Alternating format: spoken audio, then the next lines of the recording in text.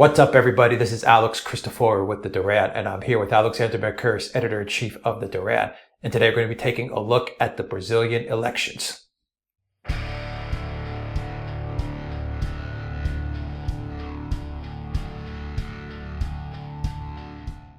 Okay, Alexander, we had the first round of the Brazilian elections take place, and who many people call the Trump of Brazil. You're going to explain why he's not the Trump of Brazil, and I would like you to get into that. Swept the board. He won just about every province in Brazil, every state or province in Brazil. He didn't win a majority in order to avoid a second round, but he will be going into a second round where it looks likely that he will be the next Brazilian president. Explain to us what just happened in Brazil. Who this man that is set to be the president of Brazil, Mr. Bolsonaro, is, and why you believe, contrary to what a lot of the mainstream media is saying, he is not really the Trump of Brazil. Right. The first thing to say about this is that, as you absolutely correctly say, I mean, this man won big. I mean, he didn't quite get to the point of winning 50% of the vote, which some people thought at the very end that he might do. He got 48%. So it is a virtual certainty that he is going to be the next president of Brazil. And I think you said that he came first in most places in Brazil. As I understand it, he came first in every state of Brazil. He came first in the south of Brazil, in the center, everywhere, absolutely everywhere. He just stormed it. And I mean, this is an overwhelming victory, and it was also an overwhelming victory across Brazil in local elections by the various groups and parties which support him. So this is a decisive shift.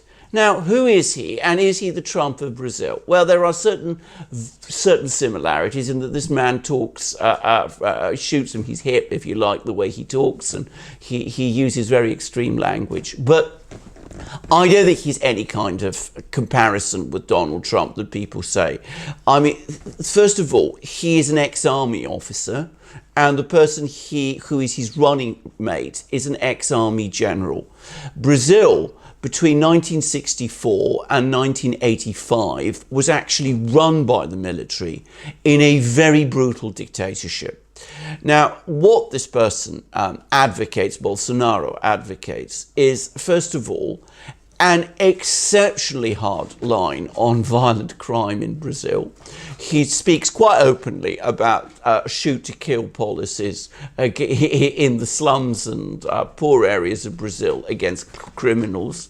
He advocates, has views that are far more openly, I mean, not more openly, I mean, they are genuinely white supremacist in ways that Donald Trump's views never have been. And beyond that, he speaks about dictatorship, the military dictatorship of Brazil that existed in the past, as a good thing. Now, Donald Trump has never spoken of dictatorship anywhere as a good thing, and certainly not in his own country.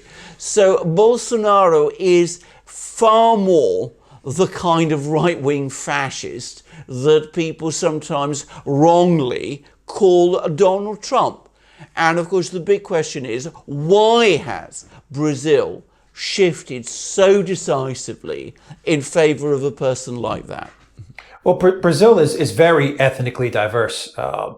That's for sure. So why would this man, who you say is way far right, win with such a wide margin so decisively?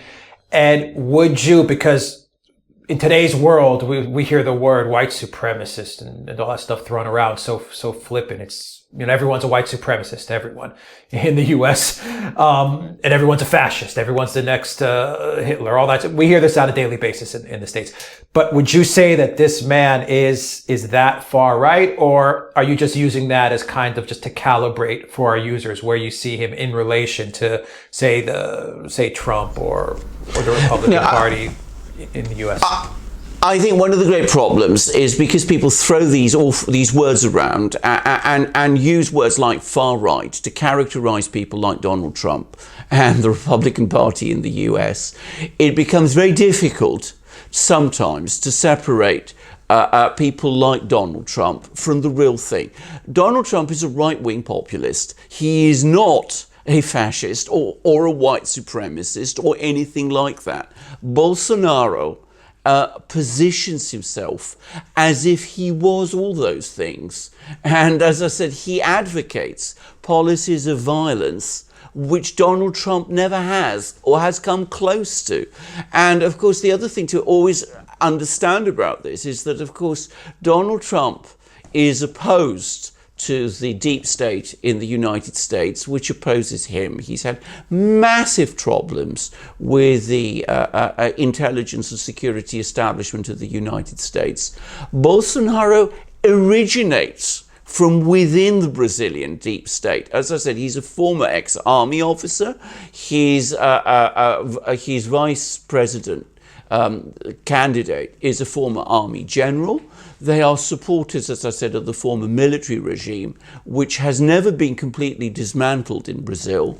And he has very, very close connections in a way that Donald Trump emphatically does not have with certain sections of the Brazilian business community and with the Brazilian oligarchy, which controls the media in Brazil. So we should not make comparisons between, Donald Trump and Bolsonaro and glibly use words like far right to describe Donald Trump and then compare him with Bolsonaro when they are actually completely different things. The one point where there is a certain similarity is this. One has to ask the question, why in a diverse country like Brazil, someone like Bolsonaro has done as well as he has done? And here, I think some of the answers to that question bear some resemblance to the anti-establishment rage that you see in the United States and elsewhere around the world. And if you look at the state of Brazil now, it is dire. The entire political establishment, including the leftist parties, which Bolsonaro has been running against, have been exposed as corrupt from top to bottom. The political system in Brazil is totally dysfunctional. The country has been through an appalling economic crisis, which exposed the extent to which claims that were being made a few years ago about how well Brazil was doing economically were untrue. A president was recently impeached in Brazil on utterly bogus and phony reasons, basically as part of a factional feud. And let's remember, that's what some people have been threatening to do to Donald Trump. And the crime situation in Brazil is completely out of control. And when I say out of control, I read a report recently which said that 60,000 people are murdered violently in Brazil every year. That is around the same number of people, American soldiers, as were killed in Vietnam during the entire war there. So it is not surprising when a situation in a country is as bad as that people turn to the one person who is not part of that same corrupt system, and they look to him to provide answers. And we may be very concerned about him and very worried about what he's going to do and whether this is the right way forward for Brazil, but we should not be surprised by it. So would it be fair to say that while Bolsonaro may not be so comparable to Donald Trump, the previous Brazilian governments, the left-leaning ones, were very similar to the left and the Democrat Party in the U.S., the liberal left and the Democrat Party in the U.S., who many people see, and I'm one of them, I see them as more fascist and more corrupt than anything than any of the epitaphs that they throw around at you know, conservatives and people who have more traditional values. The Hillary Clintons and these people seem more fascist and more corrupt. And well, is that the case? Yeah, well, go back a few years to the time when Lula, who was the leftist president, was president of Brazil a couple of years ago. And who were his great fans? They were the same people who were, you know, the great fans of the sort of left liberal or neoliberal people in the United States and Britain. If you go to The Guardian, and you know, similar places in the United States, they were the cheerleaders of the leftist governments that were in power in Brazil during that time. I mean, Lula was a celebrity amongst these people. They adored him, and of course they adored him because he said he spoke the same language and he implemented many of the same policies that they have and implemented in their own countries. But of course, Britain, the United States, these other countries have very strong institutions and are very well established economies. Brazil has none of those things. So what failed in Britain and in the United States, in Brazil has failed far more disastrously. Right. And it should not be surprised about it. And the reaction it's provoking, it is immeasurably stronger. And as I said, I don't see in Donald Trump any sort of danger to democracy. I think you're absolutely right that the danger to democracy is coming in the United States overwhelmingly from those people within the deep state and elsewhere who have been opposing Donald Trump. But in Brazil, with its very different history, it is different. How would you compare Brazil and the elections that happened to a country like Venezuela then? Well, I think Venezuela is, if I may say so, a stage even further than Brazil. I mean, what has happened in Venezuela is, again, if I may say so, if you go back a couple of years, Hugo Chavez was the toast of an awful lot of the same people in Britain, especially less so, I think, in the United States, that were cheering on Lula and who were voting for Tony Blair and those sort of people in elections here. And of course, Venezuela has turned out absolutely disastrously. Now, there are reasons for that, which I'm not going to go into. But of course, there in Venezuela, things have taken an extremely disastrous turn. And we see that the leftist party there in Venezuela, that is in effect trying to consolidate itself and hold on to power through increasingly violent and dangerous means. But I think that comparisons between Venezuela and Brazil are valid, because they show how dysfunctional the situation in South America continues to be, and how very difficult it is to carry out reforms, actual reforms in these countries, and how bad the problems of governance in those countries are. But of course, in ideologically speaking, they've gone in different directions. I mean, Venezuela clings on, or rather the regime there clings on, to a kind of leftist ideology. In Brazil, it's going the opposite direction.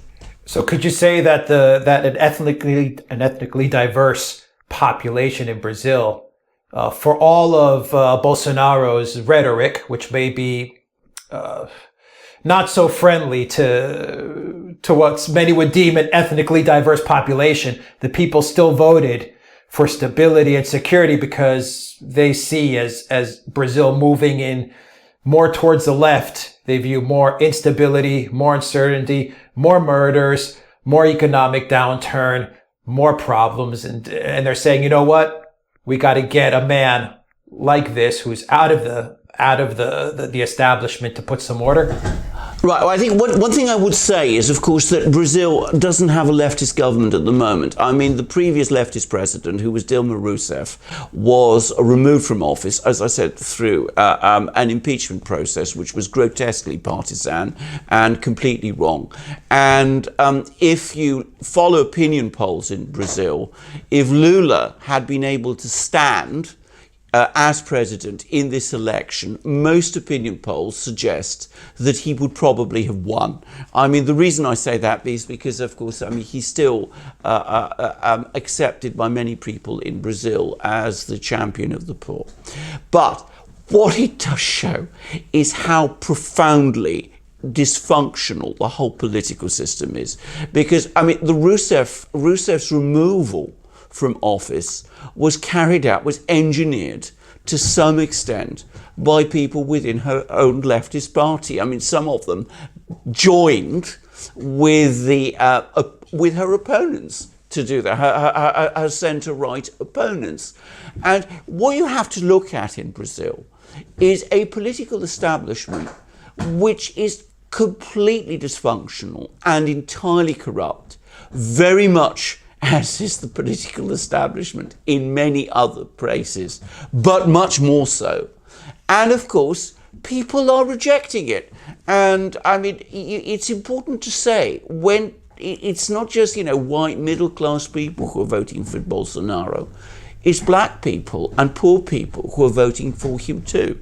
And when you have 60,000 people being killed in Brazil, murdered every year, most of them poor people, because it's they who always bear the brunt of violent crime, it's not surprising that they're turning to the man who stands for order and discipline and says he's going to bring this a nightmare to an end, and who says that he's going to turn the economy round, and who appears to have ideas about how he will do it. Right. How will Bolsonaro deal with the U.S.? How will he deal with the BRICS, and vice versa? How will the U.S. deal with Bolsonaro? How will the BRICS deal with him? No, I don't think we know the answers to those questions. Now, I think what I will say about Bolsonaro is he is a very, very strong Brazilian nationalist. And the right in Brazil, whatever else it is, has always been very nationalist. It has historically been very anti-communist and very allied to the United States. But of course, that was a feature of the Cold War. The Cold War is gone. I suspect that Brazil will continue to function in some form as a member of the BRICS, but it has never been a key part of the BRICS in the way that China and Russia are. And I think I've always said this many times, that the point to understand about the BRICS is that it is essentially a Chinese-Russian tandem around which certain other countries have joined, partly at the encouragement of the Chinese and the Russians, so that they can conceal the extent to which it is a Chinese-Russian tandem. So I don't think Brazil is actually central to the BRICS, and I suspect it will continue to function to some extent as a part of the BRICS. But of course, it will be a less comfortable member of the BRICS. And if it separates completely, well, I don't think it's going to be a major problem. Real quick before we end the segment, Alexander, go into the fact that Bolsonaro was in the hospital and he was stabbed. So this makes the story even doubly interesting. And the fact that he's come out ahead is fascinating. Go into that a little bit before we end the segment. Well, of course. I mean, first of all, there's no doubt at all that he helped him in the election. I mean, it made him, it attracted sympathy for him and support, as failed assassination attempts of this sort often do. But of course, what it shows is many things. First of all, it shows what a violent place Brazil is. I mean, the candidates are attacked in this way and are not protected properly by the security services. I think that highlights the degree of violence that exists in Brazil. Secondly, it highlights the extent to which Bolsonaro, even before he was attacked, was the candidate who was attracting attention. I mean, he was targeted because it appeared that he was going to win. So, we mustn't just look at this attack as the explanation for his victory. It was rather a consequence of the fact that he was already heading towards a victory. And I think it almost certainly reinforced the perception in Brazil that this is the outstanding candidate, that this is the candidate of law and order, that this is the man we look to, that many Brazilians look to put things right. Any chance whatsoever that he'll lose in the second round? I don't think there's any chance of it. I mean, Haddad, who is the leftist candidate, would have to win every single vote of every single Brazilian who didn't vote for Bolsonaro to win the second round, and I just don't see that happening. I mean, Bolsonaro has the momentum behind him. I mean, frankly, I think we can take his victory as certain. I'm absolutely sure of it. I'm going to say something. If he doesn't win, it'll be the sign it'll be the sign of corruption and of vote rigging. I have no doubt of it. All right. Alexander Mercouris, Editor-in-Chief of the Duran. Thank you very much. Guys, if you like this video, click on the subscribe button down below and click on the notifications bell to get notifications every time we push out a new video. And don't forget to visit the Duran shop, pick up a t-shirt, help support the Duran. Thank you very much. Until next time, take care.